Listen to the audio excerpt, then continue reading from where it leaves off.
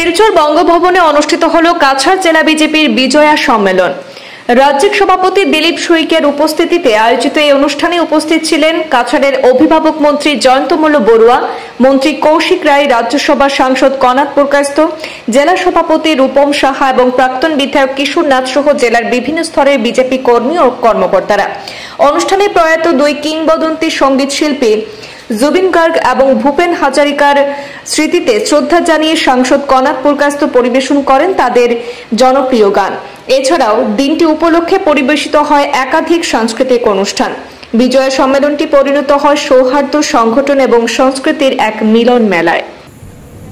যে রাবণ বধ করার কারণে প্রভু রামচন্দ্রই অকাল বোধন পূজা আয়োজন করেছিল। আর এই অকাল বোধন লক্ষ্য আছিল যে মহাপ্ৰতাপী আৰু মহাজ্ঞানী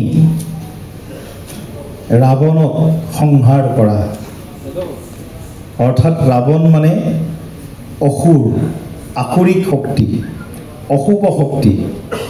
এই অশুভ শক্তিক নাশ কৰি বা বধ কৰি কেনেকৈ ৰামচন্দ্ৰই মা জানকী বা সীতাক উদ্ধাৰ কৰিব পাৰে আৰু এই আধ্যাত্মিক আৰু দৈবিক যি শক্তি, এই শক্তিৰ প্ৰতি জনগণৰ ভক্তি কেনেধৰণে আগবঢ়াই লৈ যাব পাৰি, সেই কথাটোৰ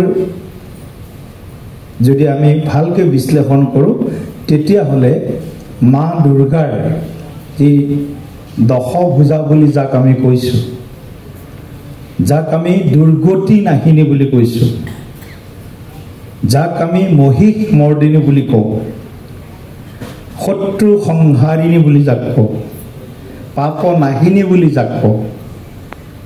গতিকে এই মা দুৰ্গাৰ যি অপাৰ আধ্যাত্মিক মহিমা, সেই অপাৰ আধ্যাত্মিক মহিমা আমি নিশ্চয় সনাতনীসকলে অনুভৱ কৰোঁ বা শক্তি সন্দৰ্ভত আমি মাৰ ওচৰত সভক্তিৰে শুদ্ধ অন্তঃকৰণেৰে আমি সেৱা আগবঢ়াই নিজৰ লগতে সমাজৰ লগতে ৰাষ্ট্ৰৰ লগতে বিশ্বৰ মংগলৰ বাবে আমি প্ৰাৰ্থনা জনাওঁ।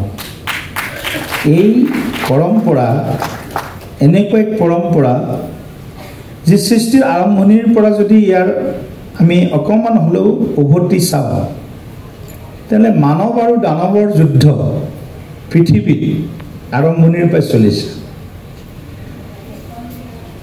দৈত্য দানৱ আৰু দেৱতাৰ যুদ্ধ পৃথিৱীত হয়তো আদিৰ পৰাই আৰম্ভ হৈছে, সৃষ্টিৰ আৰম্ভণিৰ পৰা আৰম্ভ হৈছে। সাগৰ মন্থনত যেতিয়া